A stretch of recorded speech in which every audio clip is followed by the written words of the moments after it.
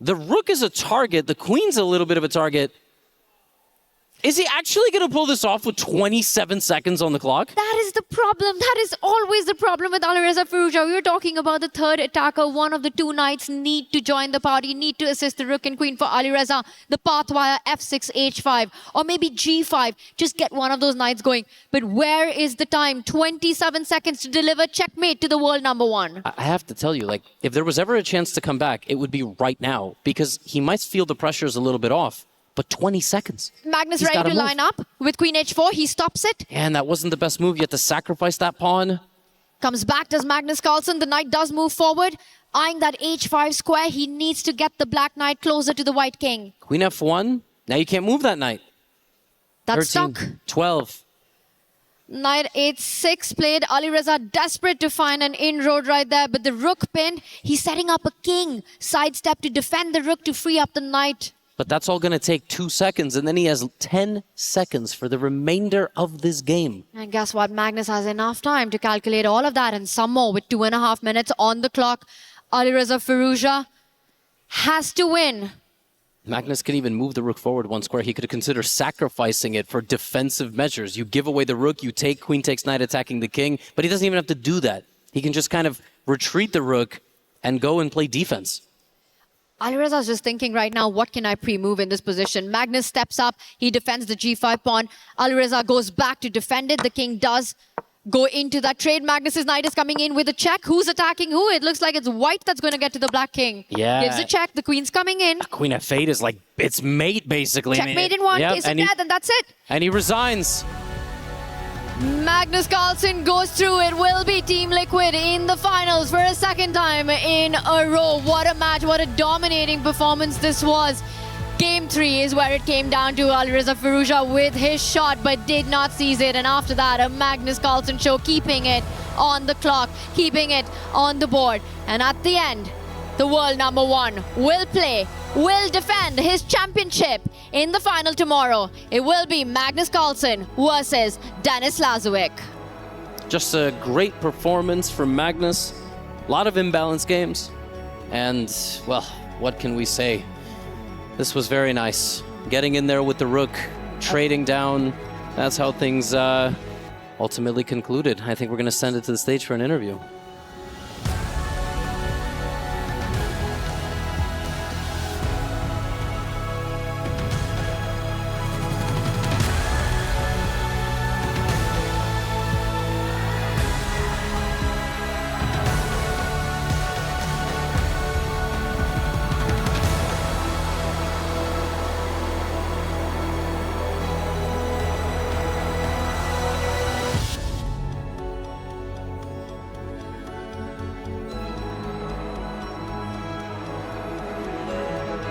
And ladies and gentlemen, as the key is handed over, please put your hands together one more time for Alireza Firouzja.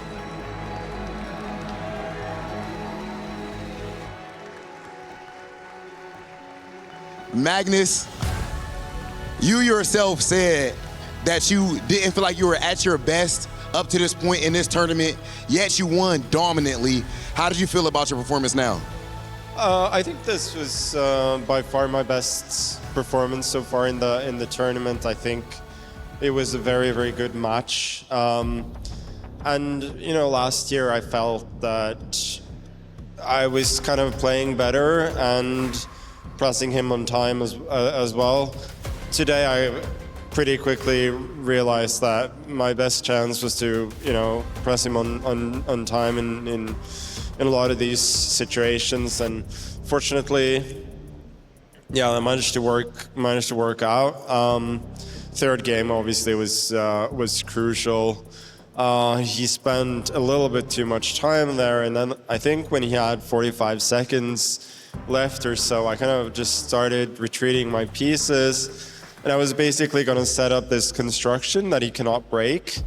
And I was thinking that if I can just keep this going for, I don't know, number of moves, then like I have 3 minutes against his 45 seconds, then we should be fine. And Then I missed this idea he had of activating his pieces, and it was really kind of harrowing, where it felt as though I might lose quickly, but I also kind of wanted to make sure he didn't force a draw, you know, so because I didn't know if I was going to get a better chance to kind of win on time.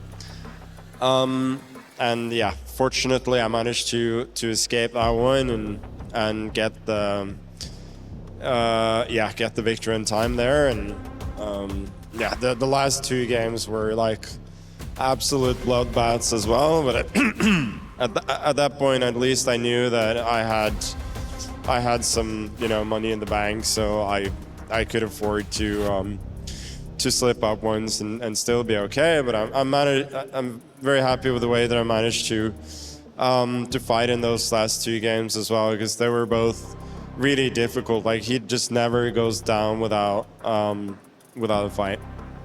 Okay, Magnus, and last thing, of course, a lot of people, even your opponents, look at you as the GOAT in the world of chess. But recently, some people have tried to push a narrative that maybe because of recent events, that maybe you weren't all the way in your best form. Yet here at the Esports World Cup, you're back in grand finals. Do you feel like you proved anything to anyone, or at least to yourself? Well, I often reach the final even if I'm not in my best form.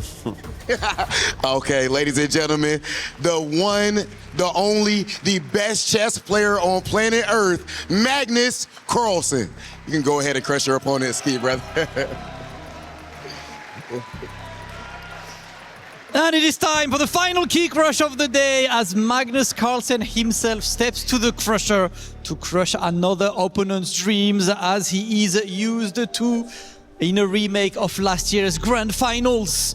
He won once again, and he qualifies for tomorrow's grand finals for a chance for a back-to-back title. The crusher is ready, and we are ready to hear this key being popped. Let's hear it.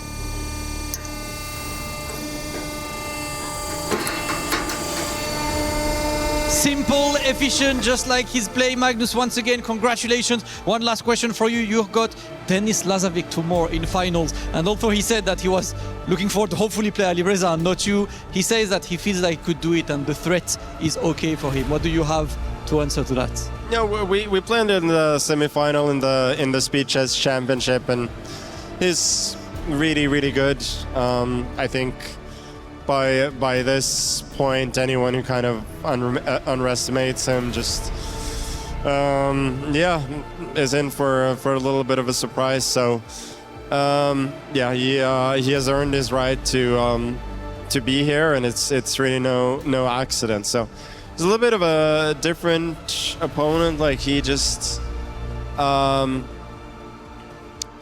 doesn't beat himself. Like, he plays very solid, like very, very solid positional chess, and doesn't really place his pieces on bad squares. So we'll see. I'm very happy to be in the final, but it's going to be very tough. Well, there we go. New prodigy against absolute titan. This is the name of tomorrow's grand final. Please, once again, give it up for Magnus Carlsen.